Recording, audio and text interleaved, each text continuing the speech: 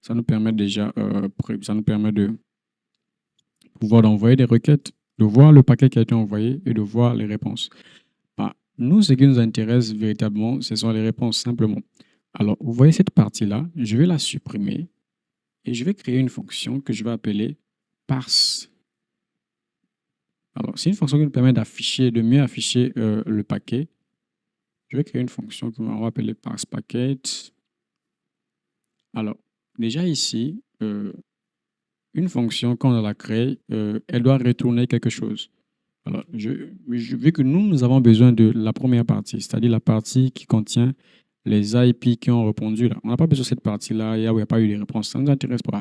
La partie qui nous intéresse, c'est la partie où il y a eu des réponses. Donc, on va dire return cette partie-là. Retourne-nous cette partie-là, la partie answers. Retourne-nous cette partie-là. On veut les réponses.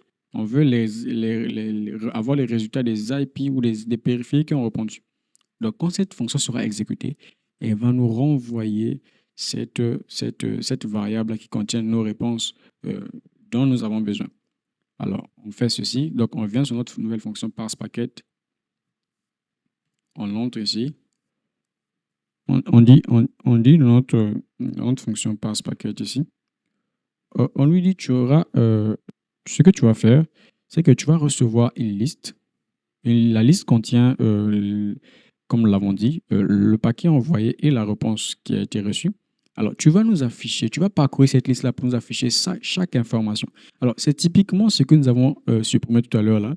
C'est ce que nous allons reproduire. Donc, je vais juste mettre la même boucle for. On va dire for pkt in. Maintenant, in là, il faut lui dire maintenant, donc, il va parcourir quelle liste. Donc, nous, on veut qu'il puisse parcourir la liste ici, cette fonction AL, cette fonction answers. Mais comment avoir cette variable answers là? Vu que c'est défini dans une autre fonction, elle n'est pas accessible ici. Or, nous savons que la variable answers, c'est la réponse, c'est ce qui est retourné quand cette fonction est exécutée. Donc, on va juste dire ici là, on va mettre un argument ici, on va dire, ou un paramètre si vous voulez, on va dire qu'il y a un paramètre que tu vas recevoir. Il y a un paramètre, on va dire, donc je peux l'appeler simplement paquet. Je dis, il y a un paquet que tu vas recevoir et tu vas itérer ce paquet-là. Tu vas parcourir ce paquet-là et va afficher tout ce que tu verras. Donc, je vais dire, ici, for packet in packet, je vais dire print, ce que nous avons fait tout à l'heure. Print packet.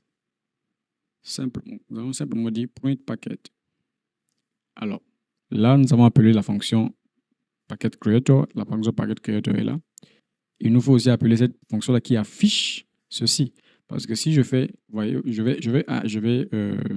vais exécuter le code, vous allez voir que ça ne nous affiche rien du tout. Pourquoi? Simplement parce que voilà, le résultat est retourné, mais on ne l'a pas affiché. Donc, je vais clear le terminal. Je vais lui dire, il faut maintenant appeler cette fonction-là qui affiche. Donc, je viens ici, je dis passe. C'est comme ça qu'on appelle une fonction. Donc, on l'a déclaré, on a mis toute la logique, il faut l'appeler maintenant. Je vais dire parsePacket. Et parsePacket a besoin d'un argument. ParsePacket a besoin d'un argument. L'argument, c'est packet. L'argument, c'est la liste que la boucle for ira parcourir. Or, notre liste là, c'est celle-ci. La variable est renvoyée quand cette fonction-là est exécutée. Donc, notre liste, c'est le résultat de cette fonction. Donc, ce que nous allons faire, nous allons simplement dire que tu vois la fonction packet creator là, ok, son résultat, en fait, le résultat de packet creator. Donc, je vais dire result, si on veut, hein. Le résultat de packet creator là, ce qui va être envoyé là, bah, tu le mets là. Tu le mets ici. Simplement. Tu le mets ici.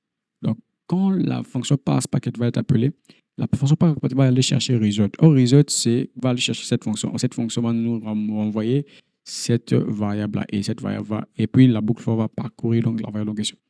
Exécutons pour voir si nous sommes sur la bonne voie. Et nous voyons que nous avons le résultat que nous avions avant. Donc, nous avons deux fonctions, une pour créer les paquets et une autre pour afficher les résultats.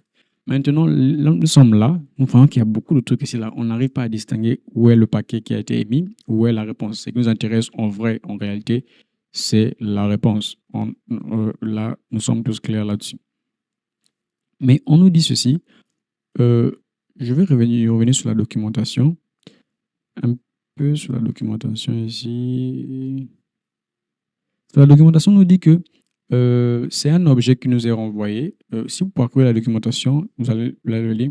C'est un objet qui nous est renvoyé. Parce que simplement, quand on voit ici, on voit les attributs. On voit PDST, on voit dest, on voit source. Il y a des attributs qui sont là. Alors, on voit que nous avons answers là, c'est une liste de deux éléments. Le premier élément s'arrête ici, là où il y a la virgule, le paquet émis. Et le deuxième élément, la réponse commence ici. Alors, nous n'avons pas besoin de connaître le paquet émis. Nous avons besoin de connaître la réponse. Qui a répondu et avec quelle adresse MAC. Nous voulons connaître qui a répondu sur l'adresse que nous avons interrogée et quelle est son adresse MAC. On veut connaître le périphérique qui a répondu. Donc, il y a le premier élément de la liste, il y a le deuxième élément de la liste. Alors, comment accéder aux éléments d'une liste? Alors, je reviens sur ce que j'ai montré sur la console tout à l'heure. Alors, nous nous souvenons qu'on avait notre liste answers. Alors, dans une liste, il y a des index. Je m'explique. Donc là, nous avons le premier élément. Le premier élément dans une liste a pour index 0. Le deuxième élément dans une liste a pour index 1. Donc le premier élément, c'est 0. Ça ne commence pas par 1. Donc chaque élément dans une liste a un index. Un index, je crois. Donc le premier index, c'est 0. Le deuxième index, c'est 1. Alors, si on veut accéder à PacketSend qui fait partie de la liste answers. Donc dans answers, nous avons une liste de deux éléments. PacketSend qui est le premier élément et answers le deuxième élément. Pour accéder à PacketSend ici, ce que nous devons faire, nous allons juste simplement faire answers. On ouvre les accolades.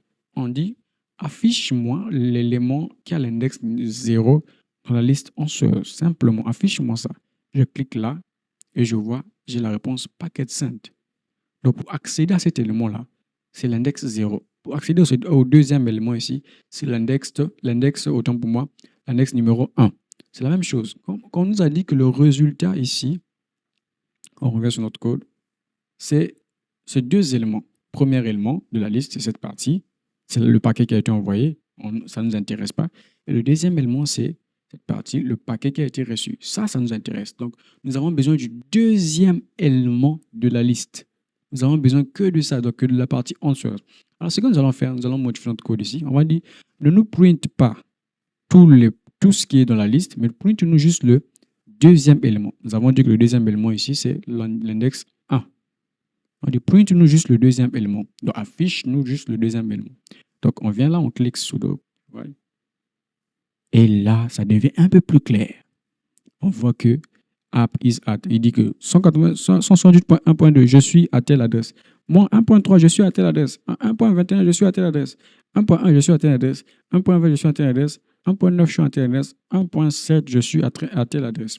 Donc, je suis ici. Me voici sur telle adresse, sur telle adresse, sur telle adresse, sur telle adresse, sur telle adresse. Là, on voit que c'est un peu plus clair. Là, c'est un peu plus clair. On a réduit les informations que nous avons reçues. Nous nous concentrons sur ce qui est plus clair. Donc, nous avons extrait juste la deuxième partie de la liste qui nous intéresse, c'est-à-dire les réponses. Alors là, c'est bon. Mais on veut connaître, on veut faire. Là, normalement, on connaît. Là, on sait que actuellement sur mon réseau, j'ai j'ai à peu près, on va compter un périphérique, 2, 3, 4, 5, 6, 7, 8. 8 périphériques quasiment. Déjà, c'est beaucoup. Normalement, il ne doit pas y avoir autant de périphériques sur mon réseau actuellement. Mais bon, anyway, un périphérique, 2, 3, 4, 5, 6, 7, 8 périphériques actuellement connectés sur mon réseau. Actuellement, sur mon réseau, j'ai 8 périphériques. Là, je sais déjà que sur mon réseau, il y a 8 périphériques et je connais leurs adresses MAC. Ce sont des machines virtuelles pour la plupart, mais je connais leurs adresses MAC. Ce sont des machines virtuelles que j'ai créées. Donc, je connais leurs adresses MAC. Je peux chercher qui c'est, qui est-ce, voilà, qui c'est ici qui est connecté ici, qui c'est. je peux chercher chaque machine. Je peux savoir déjà que voilà, actuellement sur mon réseau, il y a 6 machines qui sont connectées. Alors, vu que on aime toujours améliorer l'esthétique, nous sommes des développeurs, on va faire en sorte que d'avoir un petit tableau, voilà, un petit tableau où nous pouvons afficher un peu, voilà, d'une manière un peu plus classe, de manière un peu plus propre, chaque élément de chaque adresse MAC relié à son adresse IP. Comme ça, affiché comme ça, c'est bien, mais on va avoir un petit tableau pour nous afficher ça. Alors, pour créer des tableaux sur Python, il y a une librairie que j'aime beaucoup. Je vais juste là. On tape Pretty Table.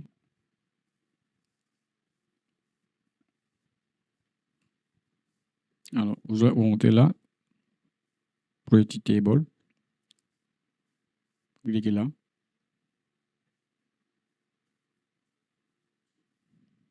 Vous voyez, c'est une librairie Python qui nous permet de créer des tableaux de ce genre-là, des tableaux simples. Voilà. Alors, pour l'installer, c'est Python mpip install you Pretty Table. Vous pouvez l'installer comme ça. Vous pouvez aussi l'installer comme je vous ai montré sur PyCharm, sur la liste des packages. Alors, pour l'utiliser, simplement, c'est une classe. Donc, il faut l'importer d'abord. Donc, on va utiliser cette syntaxe-là. From Pretty Table, import Pretty Table. Donc, on va utiliser cette classe-là. On fait ceci. On peut copier simplement. Copier, on copie, paste, CTRL V. On a notre Pretty Table qui est prêt. Et on va l'utiliser dans notre fonction pour afficher les données. Passe packet pour afficher les données ici. On va dire, donc, on va revenir sur notre documentation. On voit que pour l'utiliser, il faut l'instancier. Donc, il faut créer une table et puis instancier, appeler la classe. On l'appelle de cette manière. Donc, on va copier aussi. Simplement, comme l'usage le veut. Donc, avant tout, je vais venir ici, dans ma fonction. Je ne peux pas faire ça dans la boucle. Parce que si je fais de la boucle, à chaque fois, ça va appeler l'instance, ça va créer la pagaille.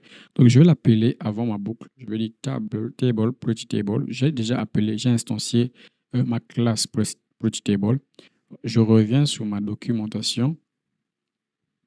Voilà, je vois que, voilà, on peut utiliser comme ça. On a table field names, donc le nom des champs. Et là, on a les contenus, les lignes. Alors, ce qu'on va faire, on va d'abord prendre les noms des champs. On va d'abord prendre les noms des champs. On va copier. Copie. Pour avoir un peu plus d'esthétique, nous allons afficher notre élément, nos éléments, autant pour moi. On va aller CTRL V, OK. Alors, nous, ce qu'on veut, c'est avoir un champ adresse IP pour relier l'adresse IP à l'adresse MAC. Un champ adresse MAC. Donc, on va clear ici d'abord déjà. Ce qu'on veut, c'est avoir un champ adresse IP, donc IP address. On veut juste avoir deux champs en fait en réalité. OK. Et puis, on va avoir un champ MAC address. OK, on veut juste avoir ces deux champs-là pour l'instant.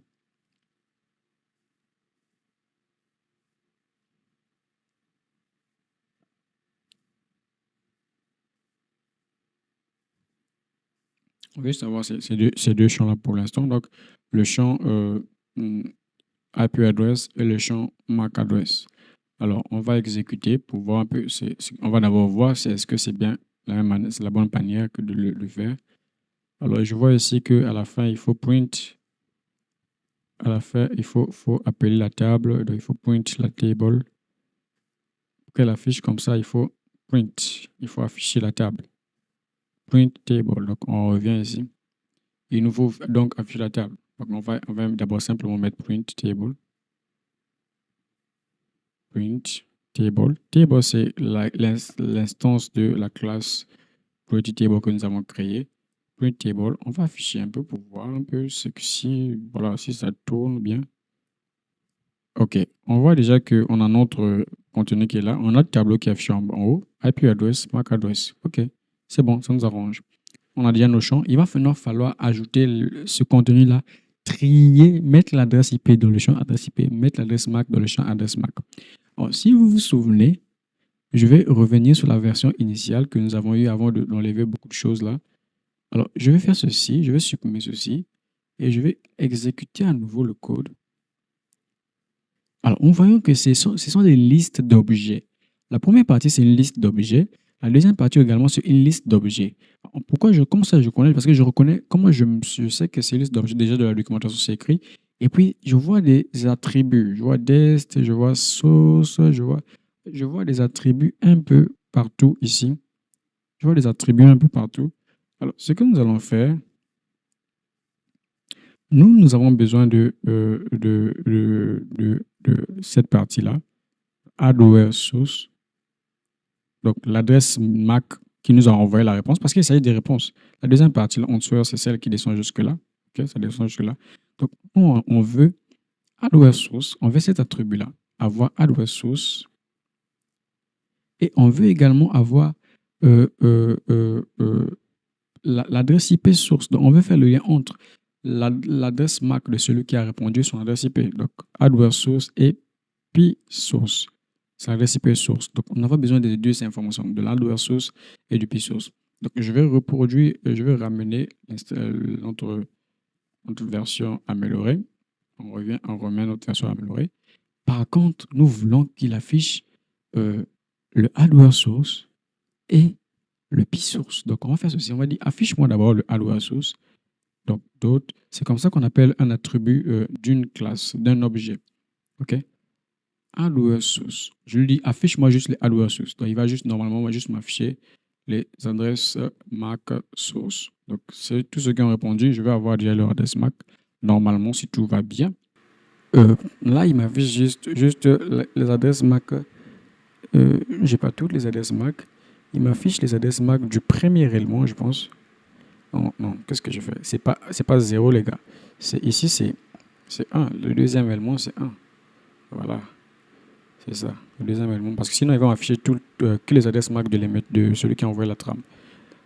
Alors, ok, là, c'est bon normalement. Voilà, je vois toutes les adresses MAC des équipements qui ont répondu.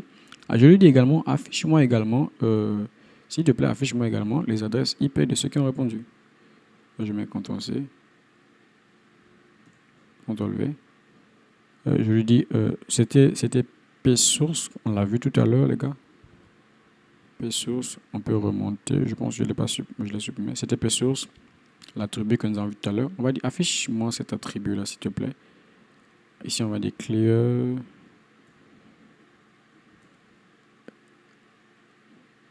Ok, enfin, il nous affiche d'abord l'adresse MAC, il nous affiche l'adresse IP, l'adresse MAC, l'adresse IP, l'adresse MAC, l'adresse IP. Il nous fait le lien entre les deux. Alors, on veut avoir cette esthétique-là, on veut voir ceci. Voilà, on veut que voilà, l'adresse IP soit dans une colonne, l'adresse MAC dans une autre colonne, comme nous l'avons fait ici. Donc, ce que nous allons faire, on va utiliser voilà, les tables row de Pretty Table. Copy. Je reviens dans mon code ici. Alors, au lieu d'afficher tout ça, je vais lui dire, pour chaque élément, crée-moi une table row. Donc, pour chaque élément, crée-moi une table row où tu vas m'afficher l'adresse IP et l'adresse MAC. Donc, je mets ici. On va enlever Adelaide. Alors, on va déjà créer des variables. On va dire que IP égale. On va dire, tu vois, paquet là, ce qu'on a fait tout à l'heure. Fais ceci. Prends-moi le premier élément et prends-moi P source. On va dire, il y a un point ici. Le premier élément de la liste est l'attribut P source, l'adresse IP. Je dis également pour l'adresse MAC. MAC égale, prends-moi le premier élément de la liste et envoie-moi hardware source. OK. Et puis tu vois les deux éléments que tu m'as récupérés, l'IP et le MAC là. Je veux que dans le champ IP address, tu m'affiches l'IP. Et dans le champ MAC adresse, vu qu'on a que deux champs là, on a plusieurs. Dans le champ MAC adresse, tu m'affiches MAC. Simplement. On va supprimer ceci. On n'a que deux champs. OK. Je pense qu'il y a un truc qu'on a peut-être omis de mettre. Il y a d'abord un crochet avant la parenthèse. Nous allons gérer ça tout de suite là. OK. Ah, ok. Donc, je lui dis, affiche-moi cette table-là et remplis-moi ces informations-là. Là, normalement, si on clear notre écran et on répond, on voit qu'il n'a toujours pas affiché le truc. Est-ce qu'il n'a toujours pas affiché le truc? Alors, non. Le problème, c'est que nous avons print la table avant. Donc, il faut mettre print table ici après. OK. Maintenant, nous n'avons pas le mettre print table de la boucle for, sinon à chaque élément, ça va nous afficher une nouvelle table. Donc, on va mettre juste après la boucle for. Vous voyez que c'est pas de la boucle, c'est à l'extérieur de la boucle. C'est au même niveau que le for, pas à l'intérieur, au même niveau.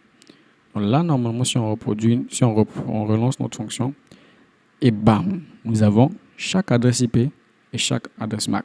Donc là, je suis capable de voir qu'actuellement sur mon réseau, voici les équipements qui sont connectés et je vois leurs adresses MAC. Je sais les retrouver, je sais les voir. Voici ceux-là qui sont connectés sur mon réseau. Si je ne reconnais pas une adresse MAC, je dis qui est cette adresse MAC, qui est cette personne-là, qui est connectée sur mon réseau. C'est ça en fait. Donc c'est ce qui nous aide à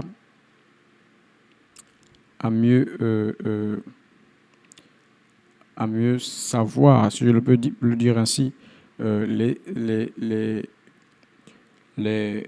équipements connectés sur notre réseau. Alors, ce que nous allons faire, nous allons améliorer encore notre code.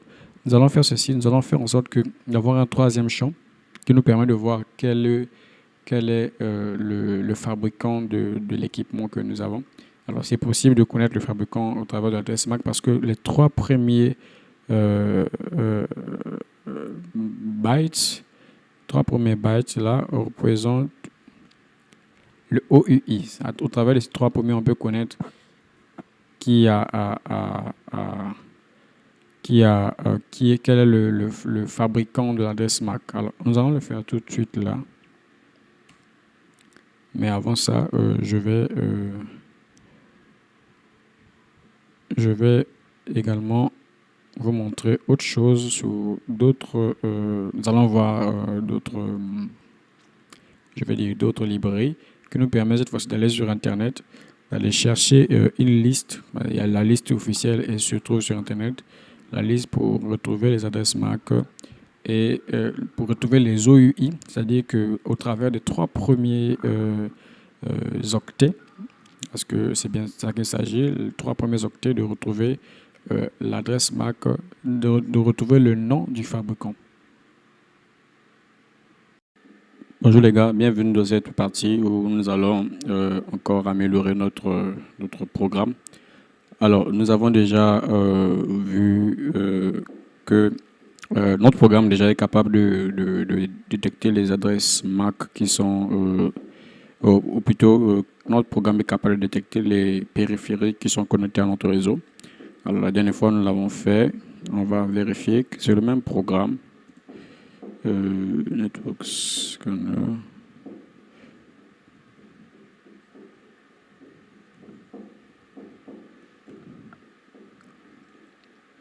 OK. Alors là, on voit que notre programme est toujours capable de détecter les appareils qui sont disponibles ou bien qui sont connectés à notre réseau. On voit exactement que nous avons à peu près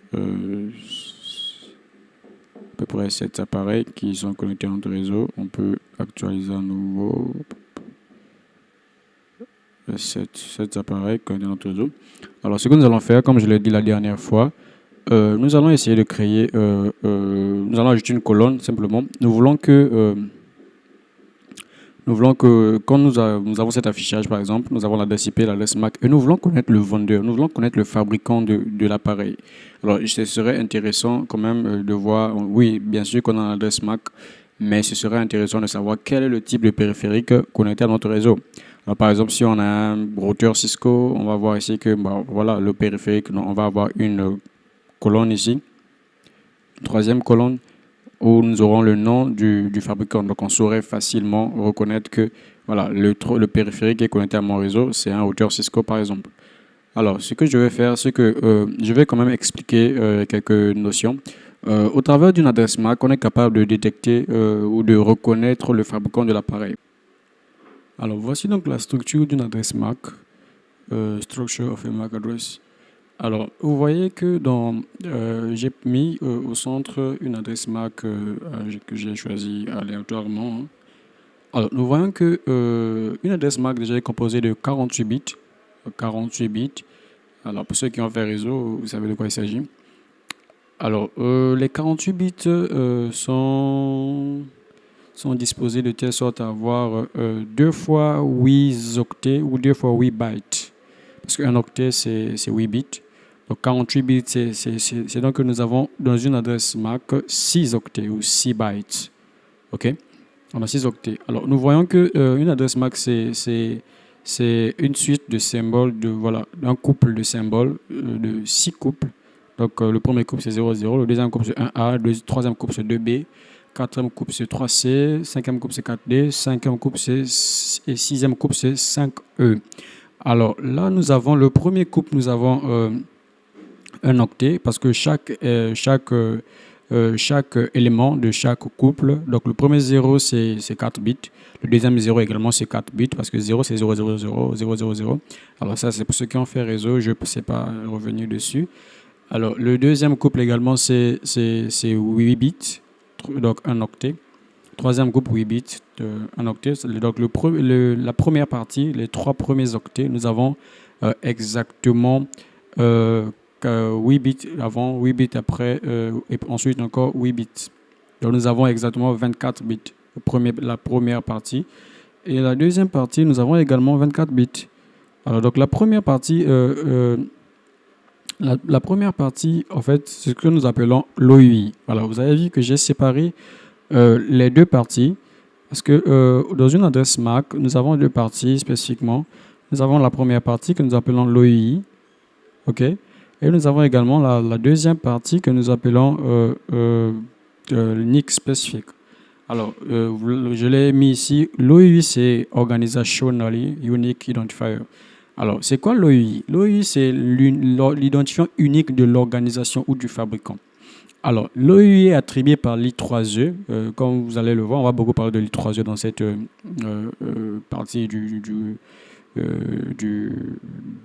cette série. Alors, l'I3E qui fournit les OUI à chaque constructeur afin que nous puissions savoir au travers de l'adresse MAC quel est le constructeur, le fabricant, autant pour moi, le fabricant de la carte réseau. Alors, la première partie, l'OUI, les trois premiers octets, distingue ou bien spécifie le fabricant de la carte réseau. Parce que l'adresse MAC, c'est bien l'adresse physique d'une carte réseau. L'adresse MAC. On appelle adresse MAC ou adresse physique ou bound-in address. Donc, adresse qui est, voilà, c'est lié à la carte réseau. Dans la première partie, c'est l'OUI. Alors, vous verrez qu'au travers de l'OUI, nous serons capables de pouvoir distinguer quelle adresse MAC appartient à quel fabricant ou quel est le fabricant de la carte réseau. Alors, la deuxième partie, c'est le NIC spécifique. Alors, c'est simplement le Network Interface Controller. Alors, c'est juste l'identifiant de la carte réseau spécifique. Donc, la première partie, c'est l'identifiant du fabricant de la carte réseau. Et la deuxième partie, c'est l'identifiant qui identifie cette carte réseau spécifiquement. Alors, au travers de la première partie, on peut reconnaître le fabricant. La deuxième partie, nous identifions avec plus de précision quelle est la carte réseau spécifiquement. Donc, c'est encore un identifiant spécifique. Alors, nous l'avons vu, MAC, c'est Media Access Control. Alors là, j'ai mis deux exemples que j'ai choisis comme ça sur le site de l'I3E. Alors, Cisco System, par exemple, Cisco, le fabricant de routeurs, de tout ça, très connu dans le domaine.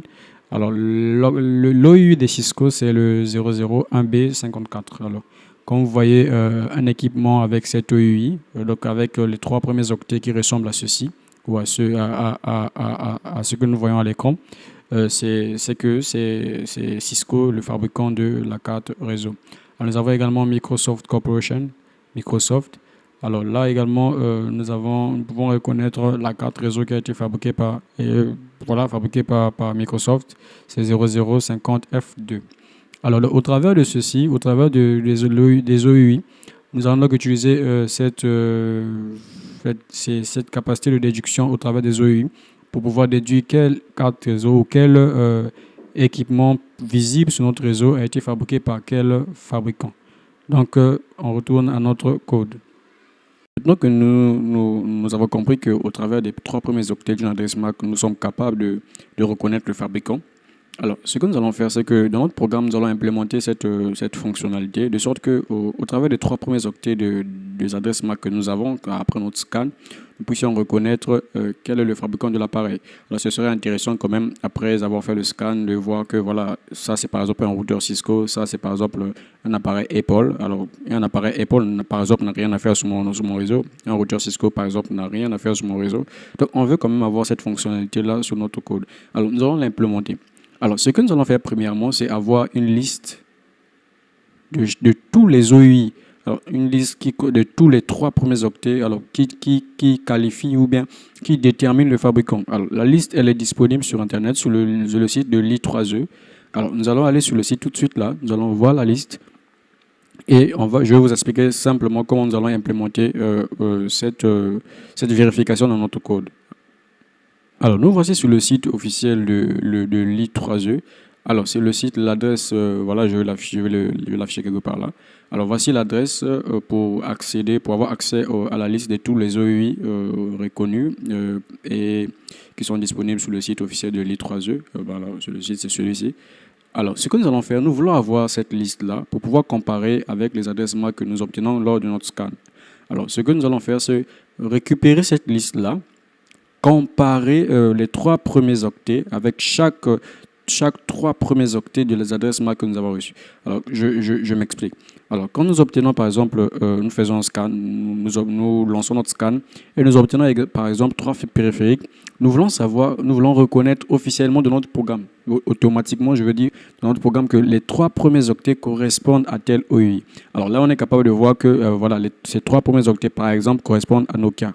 Voilà, on peut voir ça. Donc, c'est une liste qui est disponible sur Internet. Ce n'est pas un secret, c'est disponible sur Internet. Alors, ce que nous allons faire, ce que je ne veux pas que nous puissions stocker cette liste en local. Parce que le problème, c'est que quand nous stockons cette liste en local, la liste peut être mise à jour, mais notre version locale deviendra donc obsolète. Alors, ce que je souhaite, c'est que nous puissions, à chaque fois que nous lançons un scan, que notre programme parte sur le site de l'I3E, récupérer la liste qui est mise à jour, dans la liste à jour, et comparer par rapport à cette liste qui est à jour. Alors, au lieu d'avoir cette liste en local, j'aimerais que le programme parte chaque fois lancer une requête GET, donc aller récupérer ce fichier-là sur le site officiel de l'I3E. Là, au moins, on est sûr que notre liste est à jour. C'est ce que nous allons implémenter dans notre code.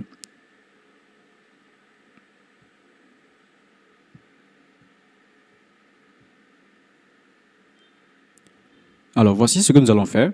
Premièrement, comme je l'ai dit, on va continuer avec la même logique. On va créer des fonctions. On va pas coder. Voilà, on va créer des fonctions pour pouvoir les réutiliser si possible, peut-être dans un autre programme ou quelque chose comme ça. Ou bien, on aura peut-être le temps de parler également des objets et de tout ça, de la programmation orientée objet. On aura le temps d'en parler certainement dans les vidéos à venir. Alors, ce que nous allons faire, nous allons créer une fonction. Nous allons créer une troisième fonction, si je peux le dire ainsi. On va la créer juste après packet creator. Alors, on va dire def. On va l'appeler la fonction getOUI. Donc, on récupère l'OUI. On l'appelle getOUI.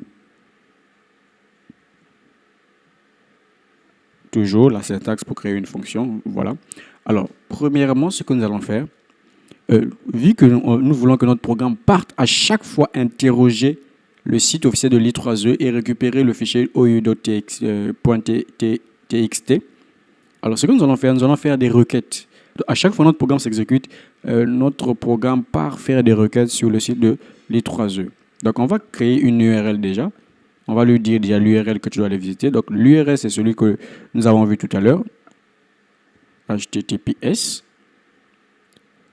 Deux points. L'URL, c'est standard. Ce qu'on va faire, on va aller copier l'URL. On va copier l'URL.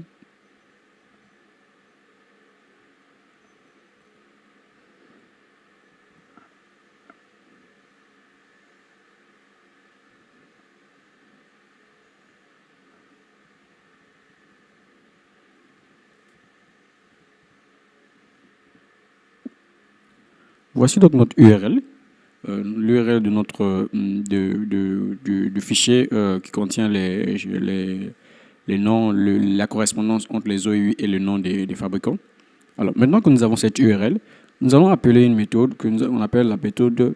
Nous allons appeler une librairie qu'on appelle request. C'est la librairie qui nous permet d'aller sur Internet, de faire des requêtes web.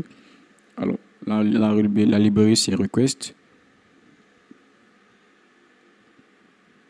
Là, nous sommes sur la documentation, voilà, sur la librairie request. Alors, nous voyons un peu ce que la librairie est capable de nous permet de faire. Alors, ça, c'est la librairie s'appelle request. Pour l'importer, c'est simplement, on appelle simplement le mot-clé import et on appelle la librairie request. Alors, ça, c'est l'exemple d'utilisation. Voilà, voilà l'exemple d'utilisation de la librairie request. Donc, on met request, get, et on met l'URL. Et s'il faut s'authentifier, on met l'authentification et tout ça. Mais en tout cas, il ne s'agit pas de s'authentifier. On a vu qu'on n'a pas besoin de s'authentifier pour accéder au site. Alors, on va juste, voilà, vous pouvez lire la documentation. Voilà, tout est dans la documentation, les gars. Je n'invente pas ce que je crée, ce que je mets dans la vidéo. Tout est disponible avec la documentation. Vous pourrez aller lire la librairie request. Vous pouvez taper sur Internet simplement request Python ou Python en français. Et vous aurez accès à la documentation des requests.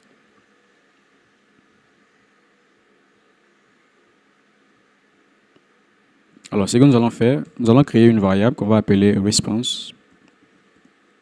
Ce sera la réponse que nous allons obtenir quand nous allons faire notre requête sur le web.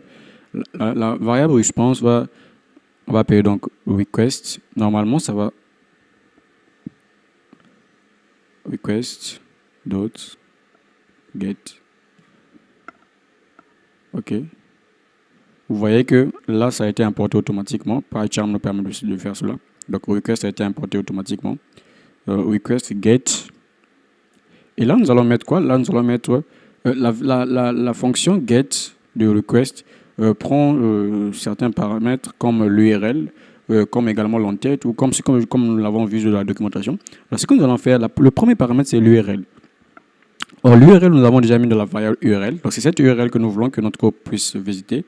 Alors, ce que nous allons faire, nous allons ici mettre URL. Ça, c'est la première variable ou le premier paramètre. Le premier paramètre, c'est l'URL. Il y a aussi un paramètre très important qui est leader. Alors, on peut laisser le paramètre leader, mais récemment, le site i3e rejette les requêtes qui n'ont pas d'entête. Donc, header, c'est l'entête HTTP. Alors, pour cela, nous avons d'abord créé une autre variable ici qu'on va appeler header. On va créer une variable ici qu'on va appeler header. Ça, c'est l'entête HTTP qui va être envoyée. Alors, ce sera un dictionnaire où nous aurons le user agent. Ça, c'est pour aller sur le web, hein, tout ça. Le user agent, et nous aurons également, la clé c'est le user agent et la valeur ce sera Mozilla simplement. Mozilla simplement. Toutes ces informations, quand vous avez accès à la documentation, vous pourrez les retrouver. Je ne les ai pas inventées. Donc le user agent, la clé c'est user agent et la valeur c'est Mozilla /5.0. Voilà, simplement. Alors là maintenant nous avons un autre header. Ce que nous allons faire, on revient dans notre fonction get et nous allons lui dire que headers égale à notre variable headers qui est là, que nous avons créé tout à l'heure. Ok, tu considères ça comme l'entête. Et on va mettre également le timeout qui est très important pour dire la durée pendant laquelle tu dois attendre avant de recevoir. Voilà, tu dois attendre. On va dire 10. Je vois que c'est en secondes, je crois. J'imagine que c'est en secondes. Mais dans la documentation, toutes ces choses-là sont précisées. Alors là, on dit que là, on dit à notre code, non, tu vas sur Internet, tu visites cette URL, voici les headers, voici la durée d'attente que tu dois attendre.